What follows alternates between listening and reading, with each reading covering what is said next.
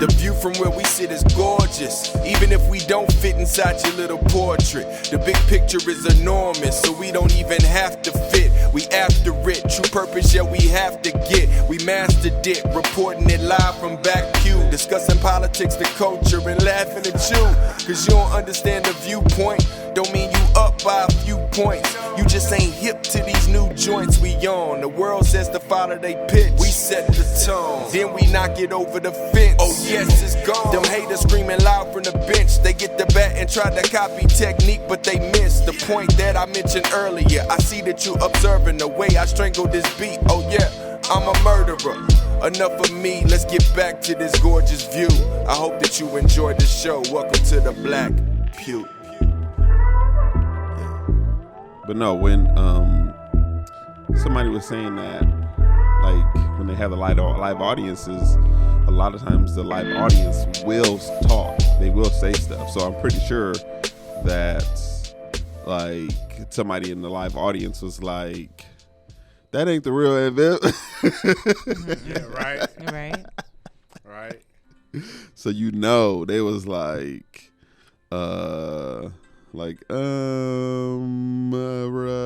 they probably told him like before to pre-show like there's gonna be like, well, I mean, you had to have known that there was gonna be that there was gonna be a switch. Well, I think for somebody like me, because I was a kid. Oh, we're recording? Yeah.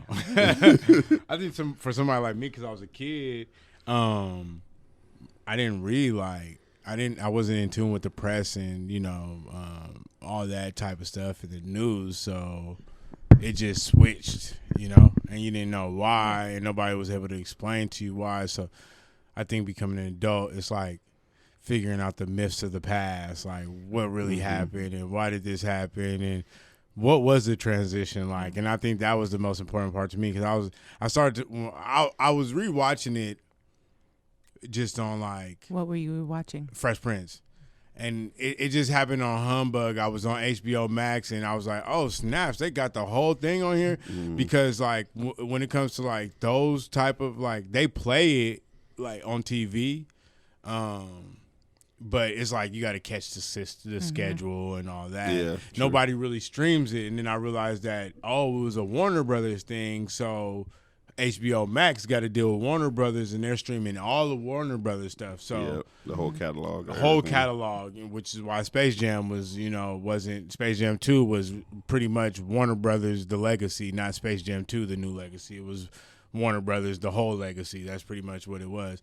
But so that's what put me onto it. And I was like, I want to watch Fresh Prince all over again. So I started watching it, and as I was watching, I was like, dang, I wonder what season did they change that vid. And then as I got into that, it was like, I wonder if they had any hidden secret like jokes about the change. And they did it pretty smoothly. They didn't really, nobody. Things you wouldn't catch on to. Uncle Phil didn't really harp on it. Will, any of the kids didn't. The only person that made a big deal about it was Jazz. And Jazz, and it was just the beginning of that episode, and he was just looking at it weird, and he made one comment that let you know, he's the only person that's going to say it, and it let you know, okay, so at least somebody acknowledged the change, but that was that.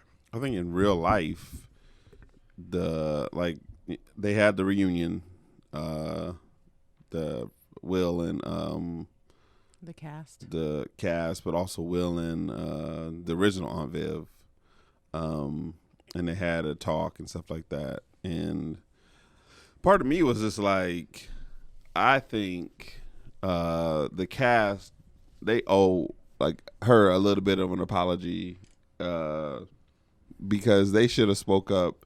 I think one of the people that should have spoke up more, and even though he passed away, it's sad he passed away, but I think during his time, he was probably the most seasoned actor. Besides Jeffrey, he was the most seasoned actor on the show. Mm-hmm. He should have at least spoke up for her a little bit more and been Did Will?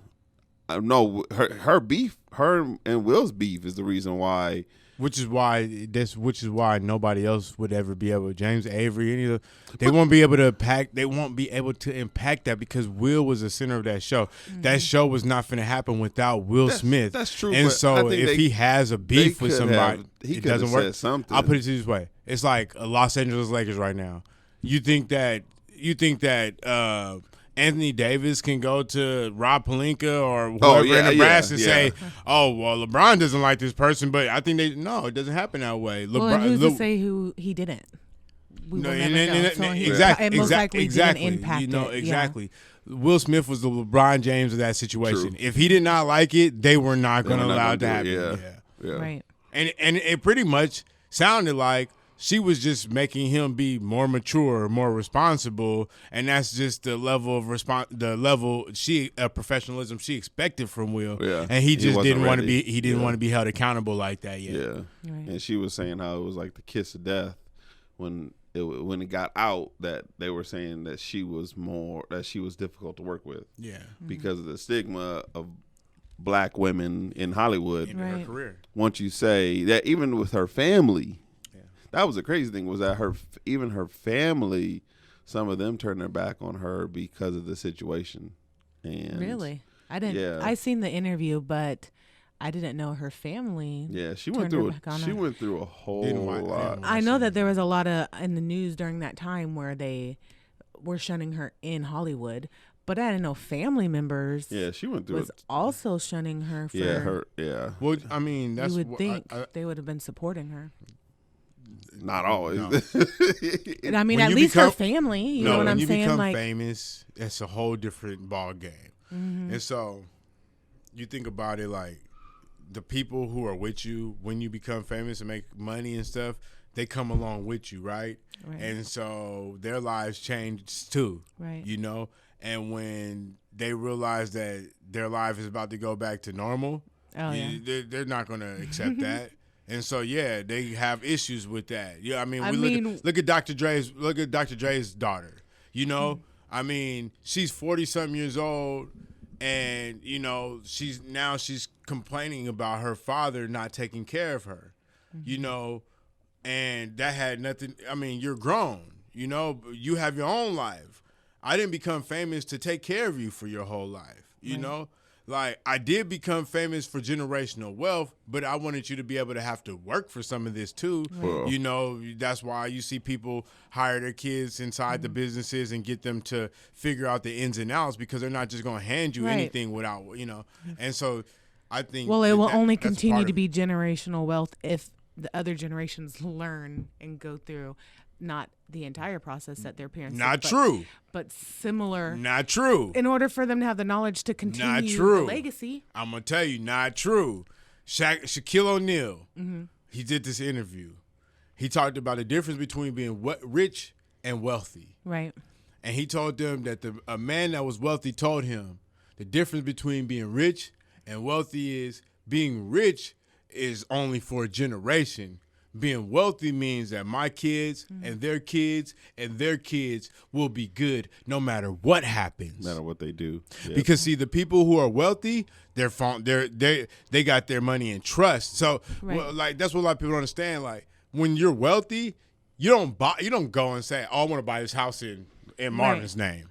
I want to go buy this house in Kendra's name." Mm-hmm. No, you have a trust and you buy the house in the trust name. Right. So if somebody sues you, they sue you. But it don't affect the trust. Yeah, that's why Michael Jackson was good through everything, because everything is written about. Now, his mother runs the trust, but there's also a team of lawyers and stuff that do run the trust as well. And that gets power handed on from generation to generation to generations as well. Mm-hmm. So if you have a setup like that, there's always a company working for you in your best interest, making sure that they secure the bag and that it's always intact, because that's how they make money. Yeah. Well, and that is very true. But I mean, I was more referring to like somebody handing down their business to their son and whatnot. They're going to need to know the ins and out of that business to keep it running. Of course, but that's handing down.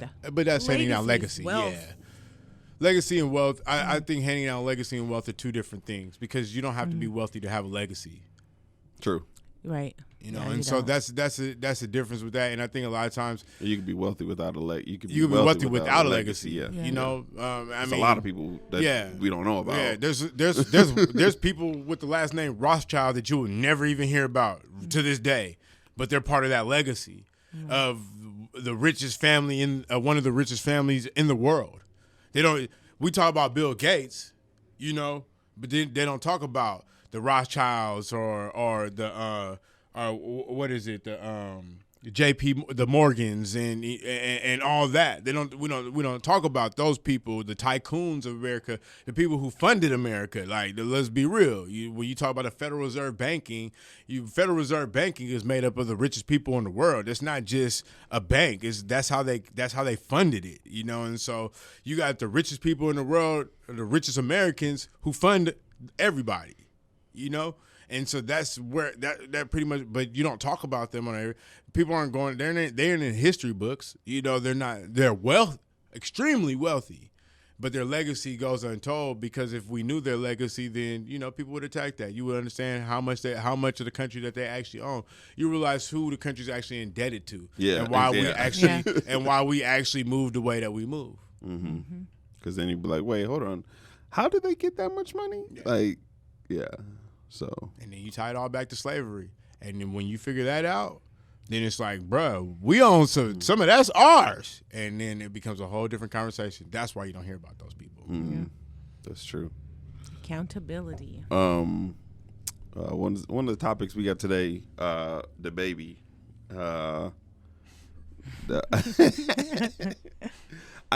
With the baby, what is it?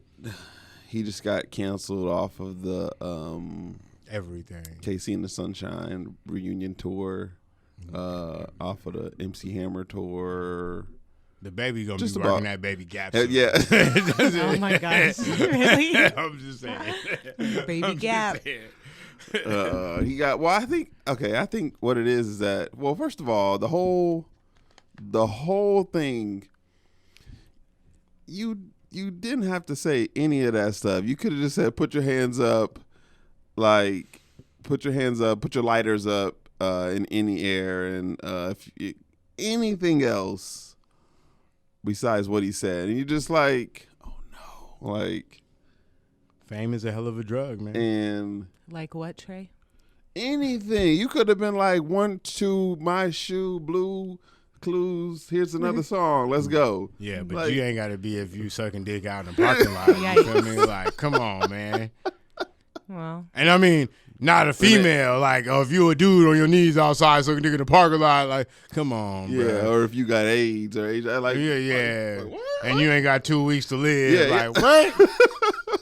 What? You ain't seen these new commercials they got out right now? You feel me? Like, I don't know. The baby is, I don't know. Fame is a drug. That's all I got. Yes. Fame's a drug. It's a horrible drug, and some people need to know how to maintain that drug. And the baby's a crackhead right now when it comes to fame, because he got diarrhea at the mouth. And I believe that when your profession is based off of the public paying you, you should shut the fuck up. Yeah. Just shut up. Yeah, but I think with fame, you don't have to an learn that though. But you don't have an opinion. Over time, you know, since he's new and to the business, I think it's something he's gonna be canceled, but then he's gonna show back up at some point. He ain't gonna bounce back. He ain't gonna really bounce back from that. We don't know that I yet. don't think he got canceled as much as people just said, right now we not gonna mess with you for a little bit. They ain't listening to their music. No, he's canceled. Let me tell you why. Where's the baby apology? He did one. He did. That was sincere? Okay, that's what I'm saying.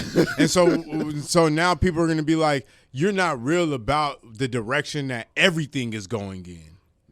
This is the direction everything is going in. Mm-hmm. Do you know that the people who probably pay him are probably the dudes that's probably out in the parking lot sucking dick? Let's be real. I'm just saying. That's probably true. No, we're talking about this industry. If he's new to the industry, there's going to be things he's got to learn like all these other seasons. I think also the... Oh, you learn those. Those are things that you don't. Those are on the job training things. Those are things that you don't make mistakes off of, because when you make those mistakes, they will have you they will have you in the chiller for decades. Right, but that's something he has to experience in order to learn it. I mean, he should be learning from people around him and things like that. I don't know. We don't know what he has, but now that he's in that position and he's not obviously doing that, so then he's either going to have to experience it for himself or he's just not being taught that. That's just fame. You're in the spotlight. You should know. I think it's kind of common sense, but when you have fame, it does change you. So then it doesn't become common sense only because whatever you say becomes inflated, and you have a huge fan base of people that there's a bunch of people who don't think that anything that he said was wrong. Mm-hmm. Right, and so, there's going to be people who on the opposite side of the of course. But the thing is that the people who feel that it was wrong, their argument is way more powerful than the people who are backing him that don't think anything is wrong, right? And the reason that fame is that bad is because your fans will build you up to make you believe that every word you say is gold until you say something like this, and then you see the veil tear in half.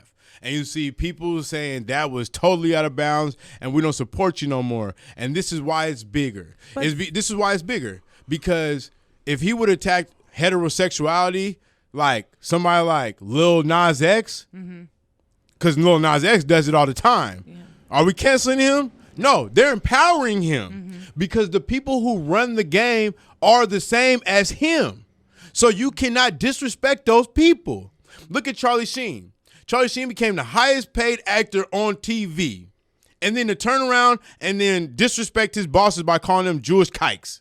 Now, the thing is that the Jews run television.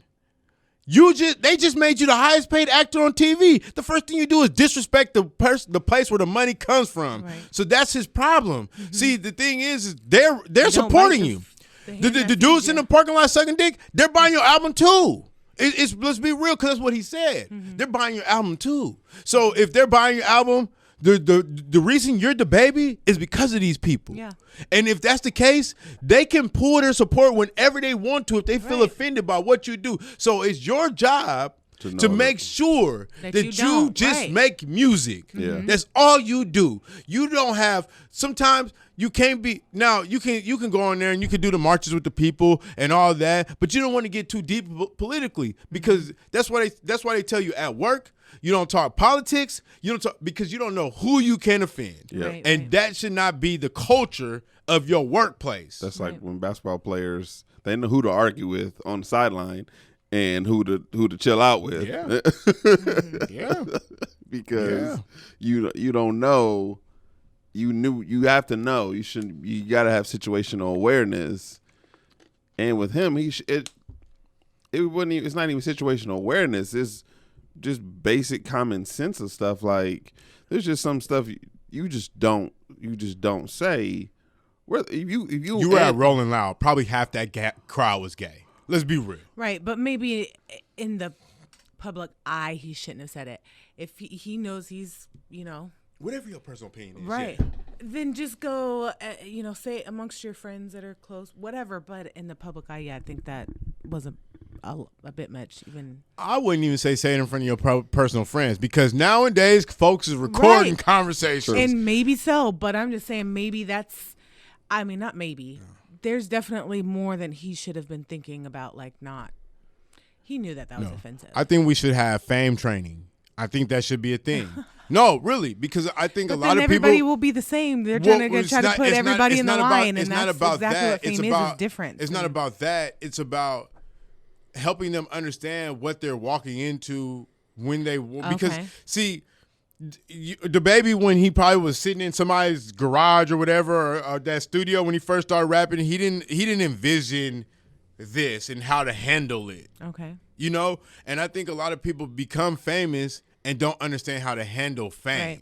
Mm-hmm. And so obviously there has to be somebody who can teach you, who can bridge that gap into the amateurs in the game and the veterans, and this is how you carry yourself to have a long career. Because if you make these mistakes, they could come up with some basics, but that's kind of just like handing a new parent parenting book. Not really. We see it's per situation. But we that see you're so gonna many be people able to get gain that canceled for these experience. same situations. You're right. He is not the first person. So Right. if the same thing keeps happening over and over and over again, And obviously, at some point, they should have some type of process. obviously or there something. should I be get it. some type of process for. And I'm not saying that Hollywood should say, "Oh." I'm saying that these older, mature people in the music industry, these older actors, all this, they should be seeing these new people come in and be mentoring them and saying, "Hey, this is how you." But the thing is, Hollywood has become so cutthroat that you don't want to mentor somebody because you feel like if you build them up, then you lose out. Yeah, that's true. I think that's And that's in nasty. a lot of places, not just in Hollywood, but yes. Yeah, but see, reason why it's nastier in Hollywood is because out here we're fighting for kibbles and bits. Yeah. They're fighting for millions of dollars. Right. So you get a long-term multi-million. contract, You get one movie. You get one star role in a movie. You're good for life. Yeah. So why are you fighting with people over being relevant in Hollywood when you've pretty much been set for life?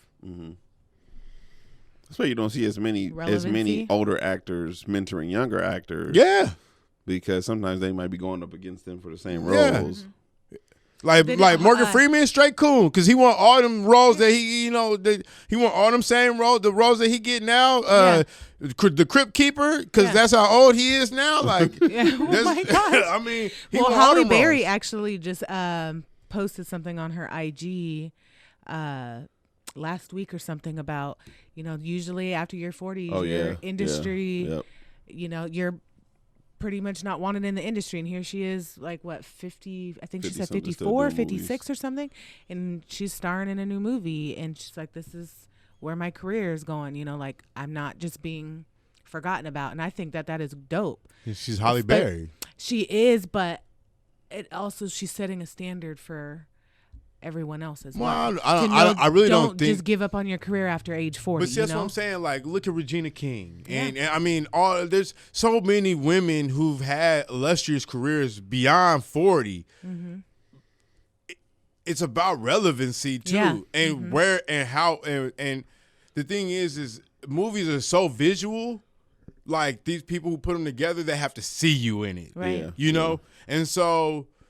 I mean, you have to kind of it is a kind of a shark. It is a kind of a shark's game, but I think that one thing, I think we could be producing a lot more movies. True. And I do think that if Hollywood's the machine of Hollywood, if these older actors, these older musicians, if they were mentoring these people coming up, and I'm not saying that there's none that's not doing it, because there are some that do it, but if we have more of an awareness of doing that when he's younger, instead of letting them wash out, Warner Brothers wouldn't be the biggest thing, and Tyler Perry wouldn't be the next best thing. You would see multiple competing companies because you would see actors saying, you know what? I'm not doing this live thing They would no be more. producing more their own stuff, stuff, and if you brought these kids up, you would have more of a pool of actors to pull from to do your own movies, right?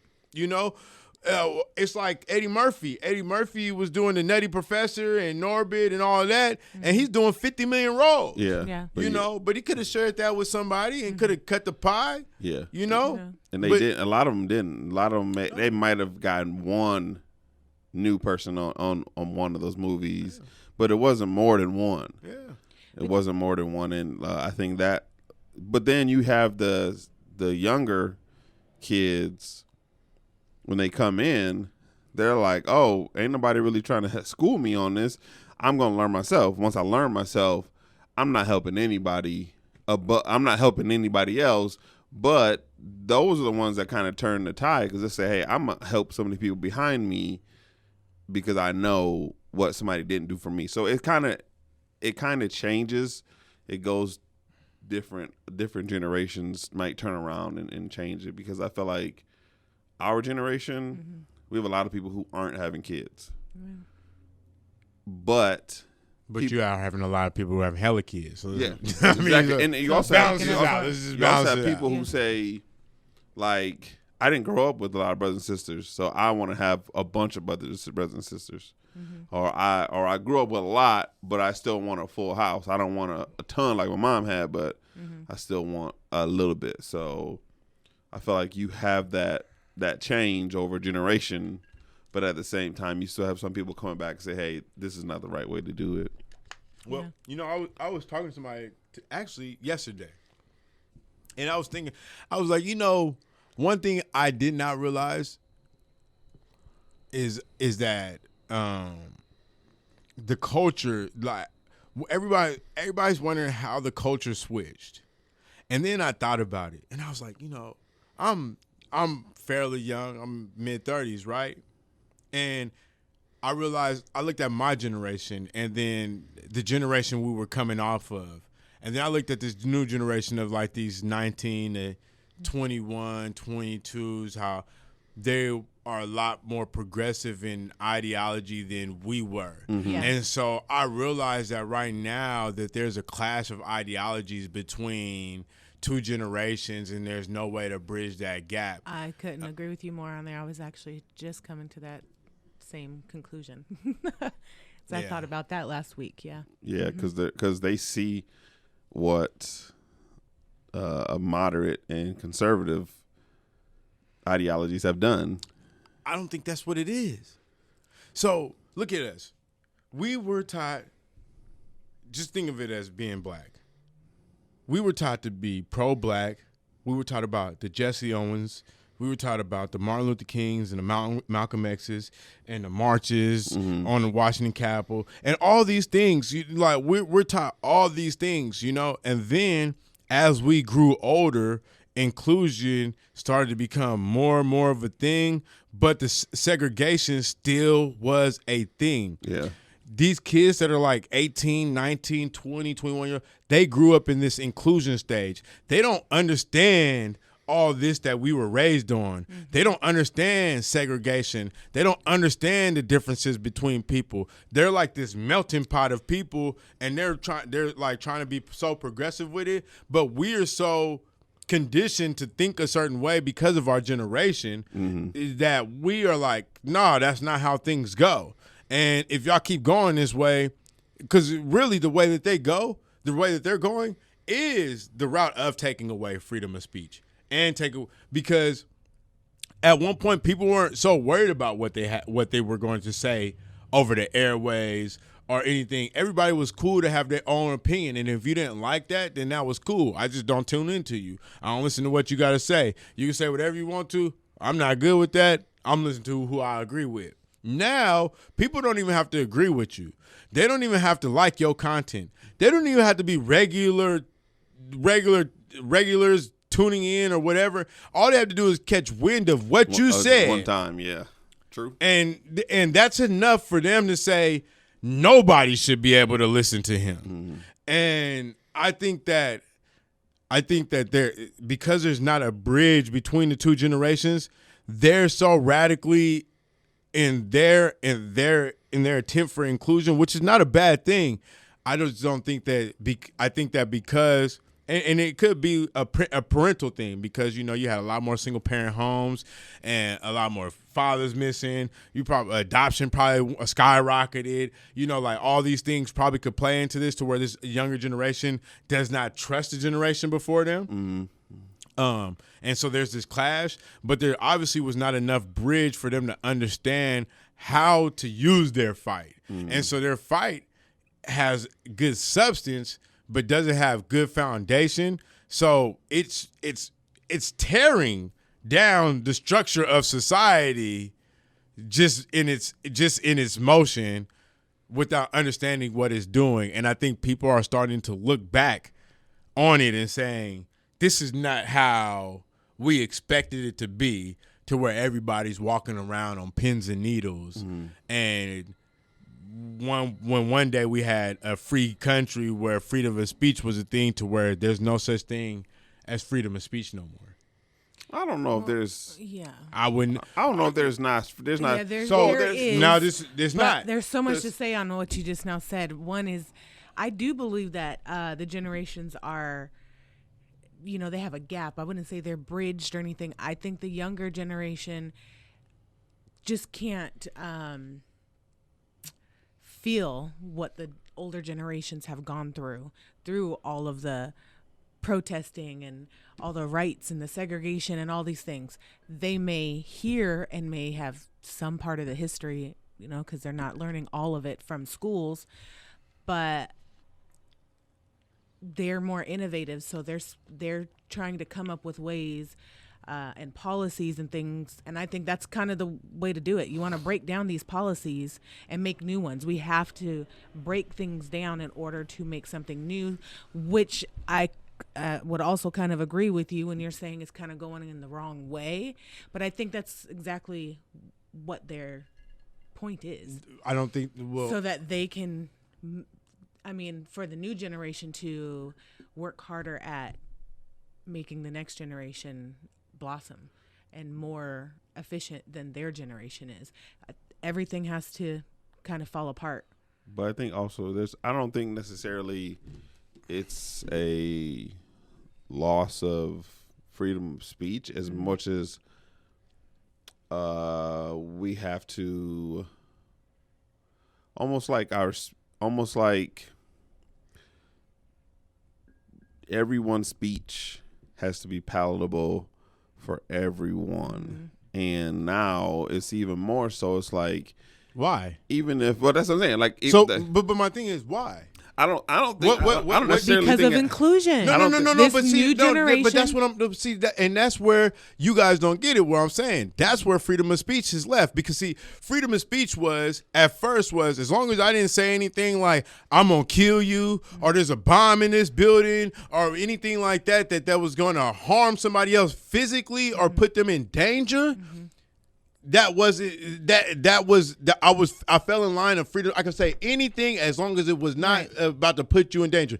Now, the thing is we've breeded so many sensitive people. Yeah, I was gonna say, because we've breeded so many sensitive people that I can say something right now that somebody can listen to and say, oh my God, I want to kill myself. And that now is the reason why freedom of speech is attacked. Or somebody can say, oh my God, it makes me feel a certain way because he said this one thing. Well, stop being so goddamn sensitive. Yeah. And that's the problem. That's the problem that we're having. So now that's freedom not of speech, all the problem. But see what happened is the fight for inclusion, the fight for all this wasn't specific. So that's what I'm trying to help you understand is. When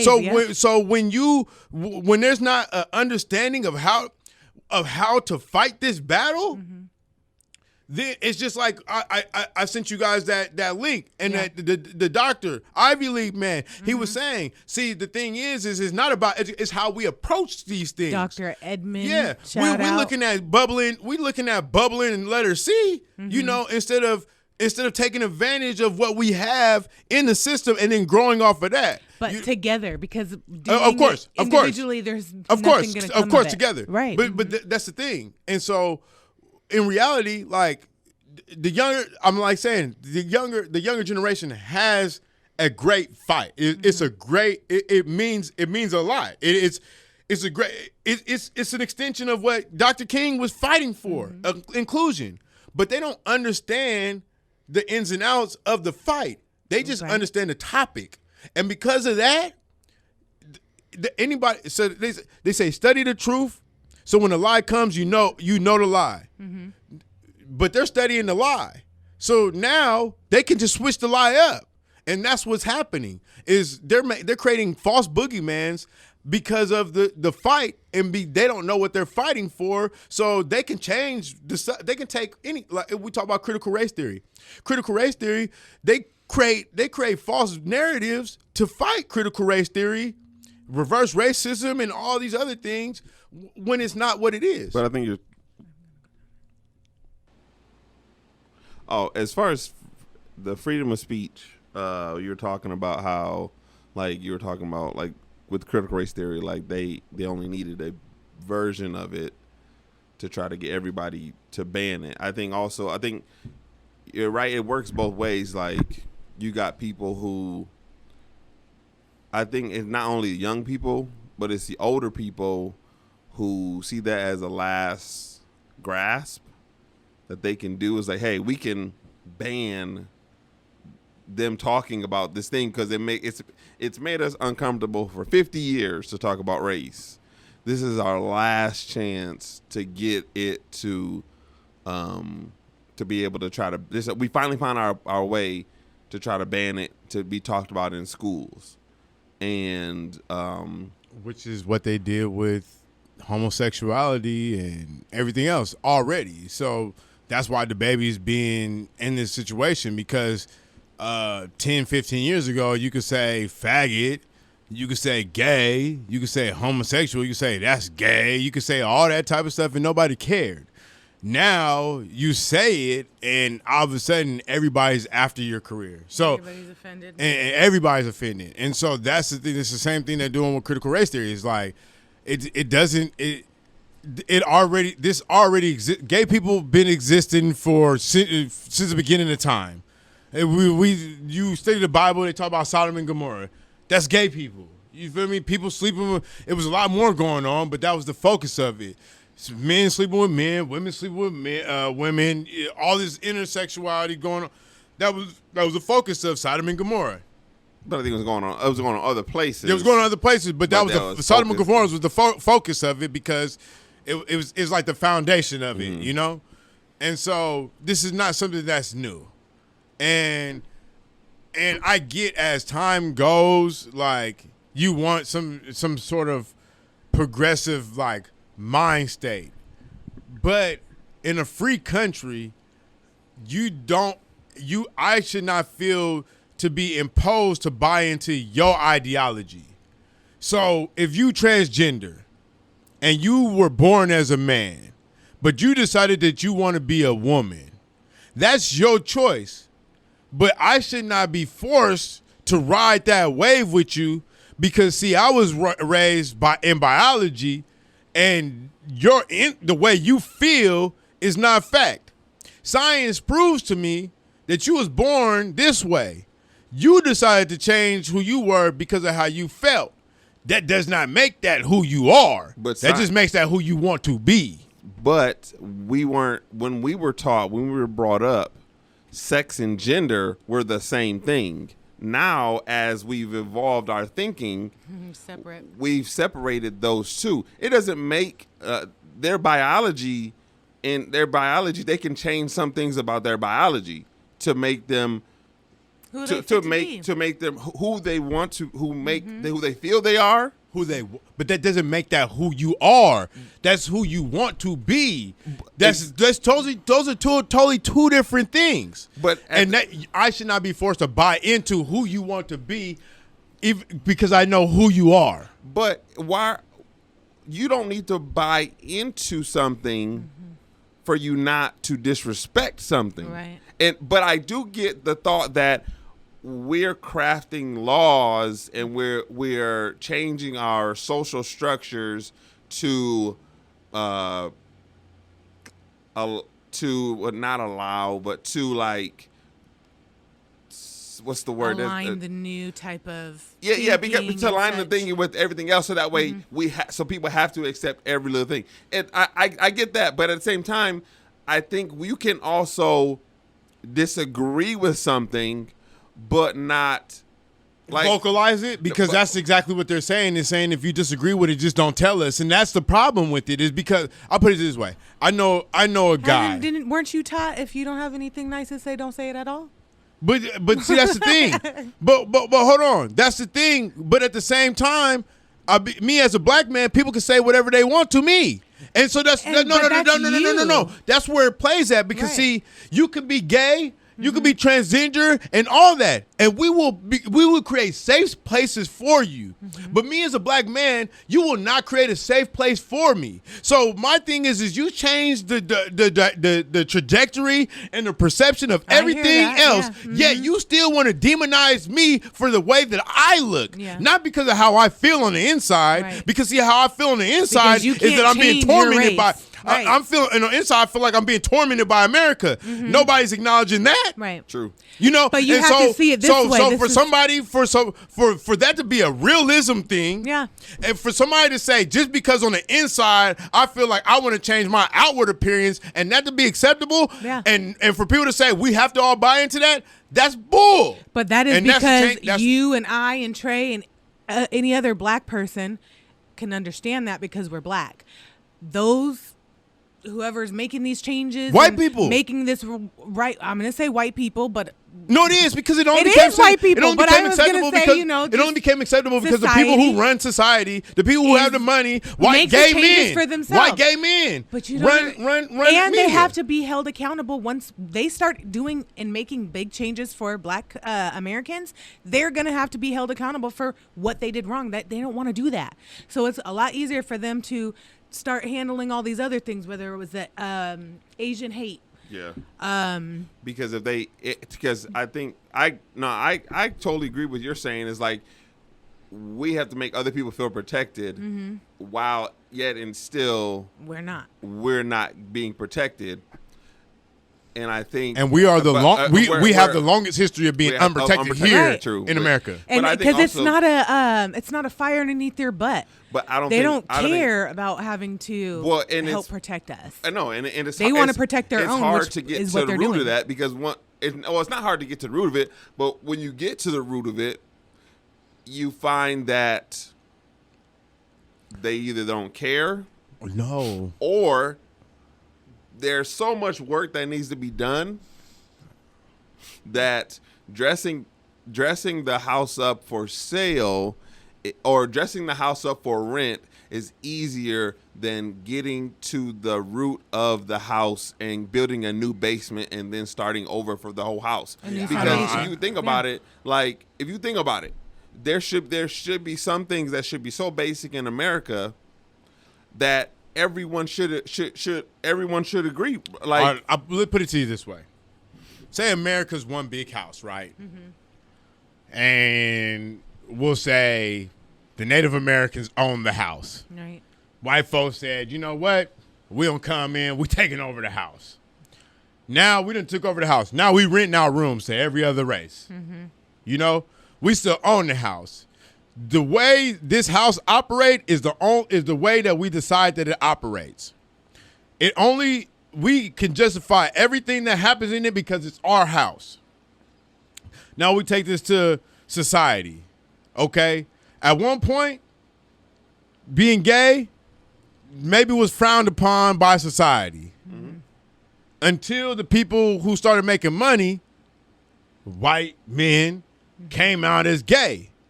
Transgender, or white men. I'm gonna tell you, transgender. Who did they used to prop up there as a cross-dresser before anything? RuPaul. Yeah. But when you look at the events that cross-dressers were having, majority white men. So what I'm saying is when it becomes a disadvantage for them, they can find a way to appropriate it and make it acceptable for them. And that's right. the problem. That's the problem. All that other stuff I can care nothing about. But the fact that for 400 years, black people have been crying the same thing. Yeah. But yet you can change the narrative for every other species in America. That's the problem. You got animals that are more protected than black people. Yeah, that's right. You got. Let's be real. Yeah, that's right. We're not arguing that. I think that I'm saying that there should be no consensus to force me to buy into that. True. That's my problem. I understand that a lot of people understand the makeup of that. But when that is the situation, you should not have to force me to buy into it when I can't force you to buy into the fact that I am one of the most unprotected beings on the planet Earth right now. I agree. I get that, and I totally agree with that, but I don't think that that's going to be... We about to send troops back to Afghanistan. Yeah, I think, because they're in danger. Yeah. But we won't say black people in our own soil. Nope. I know. It sounds ridiculous, right? Crazy. And the only thing is we have to continue out our life. It's not affecting them, so there's no rush for them to do it. We're going to have to do what we can. Of course. Right. It's super hypocritical. Yeah. Like let's help everyone else. Like I've always looked at churches. Not always, but I've looked at churches like recently and been like, oh yeah, it's a big problem I've had with churches. Y'all spent a lot of money on missions. Africa should be. And I know when I was living in Michigan, I worked for this camp. They used to bring kids out from Detroit. The Detroit Rescue Mission owned land in like out in the country, and they had a camp. It was rustic. Kids would stay out there for a week, and we didn't live in Detroit. We lived in Lansing. Okay. Basically, it'd basically be like kids from Tacoma. Yeah, go in Seattle. And kids from Tacoma going to, let's say, Federal Way or something like that, or no, kids from Tacoma going to like Olympia. like Puyallup. Or Okay, yeah. or something, I was something, saying, yeah. Wait, say Puyallup Lansing again? was a lot more No, I'm white. not saying it. And Lansing was more like Everett. Like Yeah. we were like Everett. Yeah. But they would take them out there and give them experience and teach them about God and all these things. But the missions, you don't have churches doing that. Like you don't have churches. You have churches sending all over the country. They will fight to be Republican, to be the American flag, and they'll send people all over the world. Help those churches. Have the pastor come in. Their own community be struggling and speak. Have an African pastor come in, and we thank you guys for giving to our church. But what about the black people in like not even 5-10 miles away? Well, that's because churches throughout the entire world, they're all an organization. They're a circle too. They're helping each other out. That's kind of like when you have a business in New York and Seattle and Texas. If that business in Seattle is not withholding, now the profits from the other two businesses have to uphold the one from Seattle. So that's what churches all are. They have to go hand in hand within all religions. Otherwise, they're nonprofit. They're nonprofit organizations.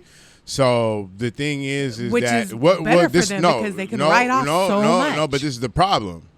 That the community that you're let suffering is the community that funds you. So while you're sending all these people all over the world, the people that are hurting right around you are the same people that are allowing you to send all these people around the world. So that becomes the problem. See, when they talk about tithe and offering, you feel me? When I go every city and state. We're talking about poverty communities can't even fund their churches. They're reaching within. That's when I'll tell you. That's why I'll tell you that you're 100% wrong, because I've known grandmas that don't have very much income, Social Security, and give all their last money to the church. Yeah. You feel me? I mean, I know that. Get their last dollar just to make sure Cleflo got one. Like for real, that's the way it is. I've known. I've heard women say, I can't afford to do that. Tell their kids they can't help them because they're giving their money to the church. So my thing is if you tithing, but you that's not the entire community, though. No, that's majority of these black churches. Let's be real. If you're not a mega church, and even these mega you're churches, talking about black churches, okay.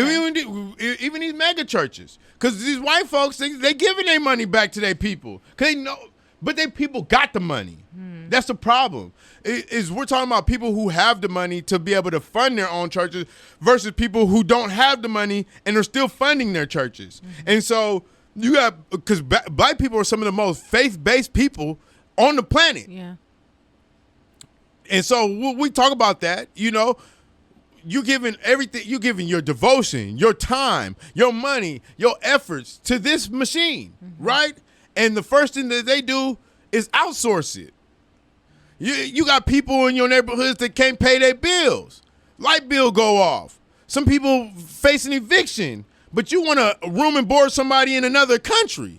Well, you don't want to help somebody. But that's not all churches, though, either. There are a lot of churches 85, that have I'm gonna tell you, programs 85% to of help them, their community. Well, a lot of them that I'm just going to say some, a lot of, that's true. But there are some that can't afford missions. And they don't do missions, but also they don't do anything in their community. Yeah, they don't do anything in their community, so they're really not really like. We have a lot of dead churches. Yeah, I was gonna say there's a church on like every corner here in Tacoma. Yeah, like over by where I live, there's at least 12. Yep. Churches within like a 4-block radius. There's at least 12 churches. Yeah. None of them won't get out of their own way. But they're all going hand in hand on some way, shape, or form that you just don't get to see. That those who are running those congregations they're connected to a bigger some are. I think most of them are over there are. Yeah, but yeah. I mean, that's just the circle of life in the religion, I guess you can say. It's a perversion of religion. Mm-hmm. It's a perversion of religion, and some people have realized that they can make more money being in organized religion than they can running a company or doing illegal activity. You know, and so that's my thing. Like, I know so many churches that make so much money, yet some people that go to the church struggle. Yeah. And are openly struggling. Yeah. And have asked for help. I've seen pastors come out of these churches with I've seen like dope cars on 22s, but here they are. I've seen a little boy grow up in the church. Little boy grow up in the church. Pastor take him, play basketball with him every weekend. You feel me? They grow a relationship. This boy is now a grown man, getting ready to go off to college. Got an opportunity to go to a state to try out for a scholarship for the school. Yeah. But his people didn't have the money for it. Yeah. So they turned to the church. They've been affiliated with the people in this church for decades. Right. They said, hey, we're hurting. We want to give him this opportunity. Not that this is a random kid. You have a rapport with them. Right. Do you know that church's finance committee didn't even know, because the people didn't even bring it to them, because it was something that wasn't. It was already declined. It was already declined before it was even brought to them. How can you do that? Yeah. Especially when we know you got the funds. So you're telling me you won't even invest in your own people. What are you hoarding the money for? Because when you show us the money, where the money's going, there ain't nowhere it's going. So what are you hoarding it for? What are we waiting for? We're a church. We're supposed to be blessing people. The only reason we're blessed is to bless people. Right. That's the reason we do this. There's a part of doubt that I think there's a part of doubt in that, because if you really, like, I always think about it like, part of it, if they really believed fully what they're commissioned to, God won't let their word become like come back void. And even if somebody's but see, that's my thing. No, wait, and that's the thing. I think it makes me frustrated, because you see that a church can be doing more, and they don't even have to do more, have more to do more. They could do more with less, instead of doing nothing with everything. The late great Barry White said, "Practice what you preach." And the thing is that you got pastors talking about this across the pulpit, and when it comes time for them to put it into action, they get amnesia. Yep. That's the problem. Like, if you can't stand behind your teaching, what are we following you for? Because that's what we're looking for. When rubber hits the road, what are you really about? You know, are you really about, investing in your people? Because that's what the church was about. That's what Jesus was about. That's why he came first for the Jews and then second for the forgotten folks, because his investment was people, not the organization. Yeah. And so people put more into the organization than they put into the people that are affiliated with it. And that's why churches fail, and that's why you have so many people, like we're talking about, that have negative experiences with the church and hurt with the church because of how people are operating them to their own agendas. Yeah. And not the way it should be operated. Because the way I understood was tithing and offering was giving into a storehouse so that the storehouse always have. So when I need, the storehouse have for me. I shouldn't be a regular tither and need help from you, and you figuring out a way to deny me. Yeah. Right. But that's kind of the American way. The White House runs the same way. But that's not how corruption. That's not they're how only helping people within. They're not actually helping the people. So small organizations. That's not how God's house should work, though. It shouldn't. I agree. It should not. But that's just kind of how they've been running things. Yeah, and they do. That's the funny thing. They do actively try. Like, you got to meet criteria. And nobody's saying you got to accept everybody's story and everybody's plight and everybody, like. But at the same time, if you have people who are coming faithful, people who are coming, who are part of your church, part of your body, and they're asked like, "Hey, I need help," your first inclination shouldn't be they did something wrong, and now let me see how we can not give it to them, because churches should not be sitting on millions of dollars. They shouldn't be sitting on hundreds of thousands of dollars and not doing anything with it. They shouldn't, like, just like colleges shouldn't have endowments of billions of dollars. No. Like billions of dollars. Like there's no, and you're not putting it to use. And you're not putting it to use. You're not putting it to public. If you're a public or private, like you should be giving back to the community, to people who are trying to get education, to the people of your congregation. Scholarships, expanding, things of that nature. Like why, why are you just hoarding money? Why are you doing, especially at church? Yeah. Like I can, you know what? I can't blame a private business because you're going to do what you're going to do. Yeah. But in a church, we have a way that things should be ran. And my problem is when you're at the head of it, you're supposed to be the hoarder of information of how this should be ran. You're across the pulpit telling everybody how this should be ran. Mm-hmm. So you should be running it the way that you're telling everybody else it should be ran. Yeah. And if you're not doing that, then what are you? Just a pimp? Yeah, you just a pimp, basically. With it in a nice suit, and instead of the host role, you got a pulpit. That's it. That's true. That funny. It's just cheers out. There's not too many differences between a pimp and a. They both sell hope, and they both make you rely on faith, believe in what you can't see, right. So I mean, it ain't no difference between a pastor and a pimp.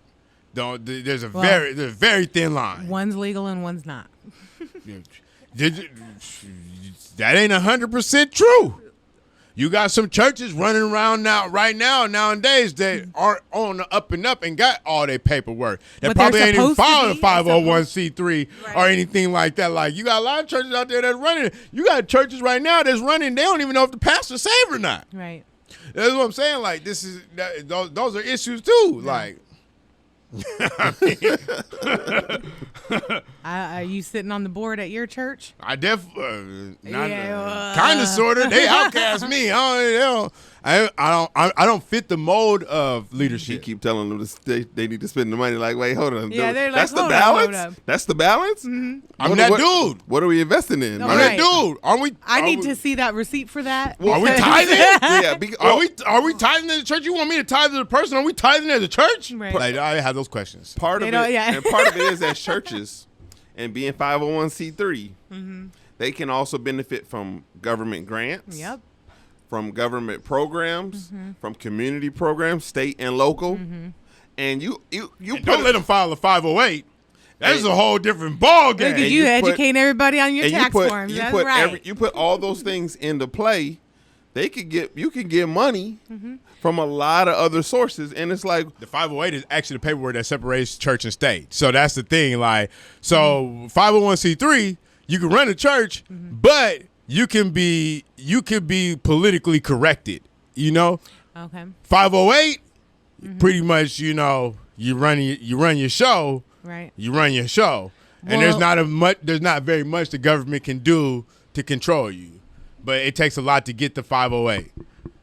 Well, I didn't know that. Because the 501c3, they can a government body. I didn't know until I got on the church board and started looking at it. A government body can come in and say government can say come in and say, hey, you can't preach about that. Yeah. You can't preach about 508. They can't come in and say nothing.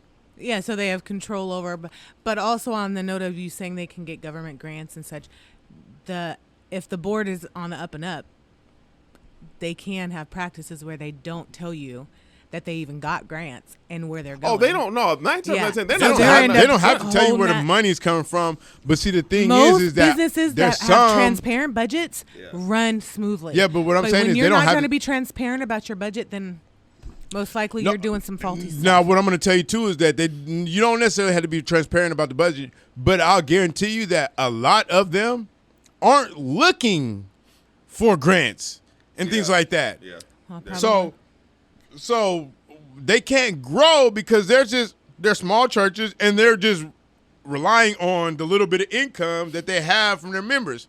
Mm-hmm. But I know a small church that last year made $140,000 just off of tithes and offering.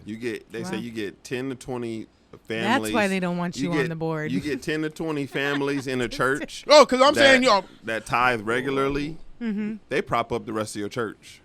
Yeah. 10 to 20 families. Yeah. You're going to get some of the single people, but you get 10 to 20 families that tithe regularly, that attend regularly. Yeah.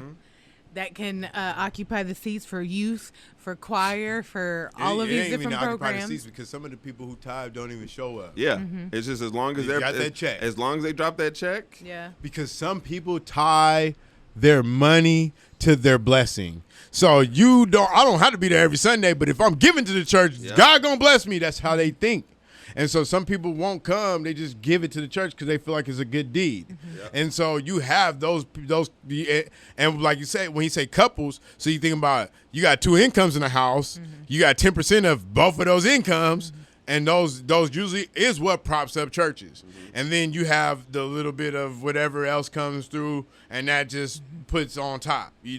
Like I tithe.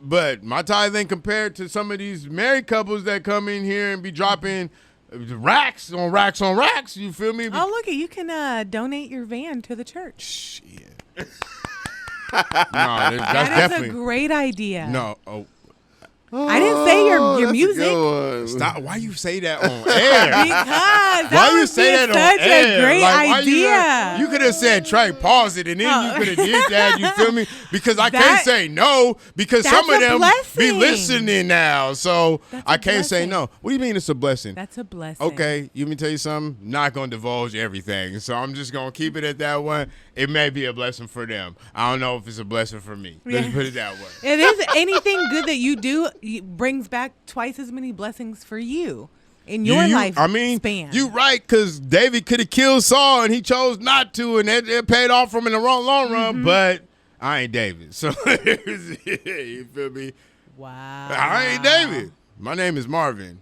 We still got the V in the Marvin's end. about to go out to his car outside and find he got a flat tire, and then he's gonna be rethinking this blessing. Yeah. Look up out there. maybe I should do that one, right? We good. Good.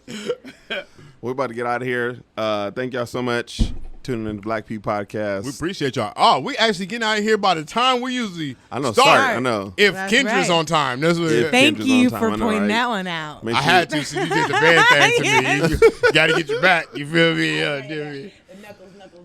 You did me in. That wasn't cool. You feel me? That is. God's always watching you, Marvin. Now I'm gonna have people be like, "Hey, so what's up with that van?" I know. Give us the van. So now I need to call cash for junk for cash cars and have them come pick it up now and say, you know what, Chase out. Sorry, but I had to get rid of it. My neighbor was beefing. Wow.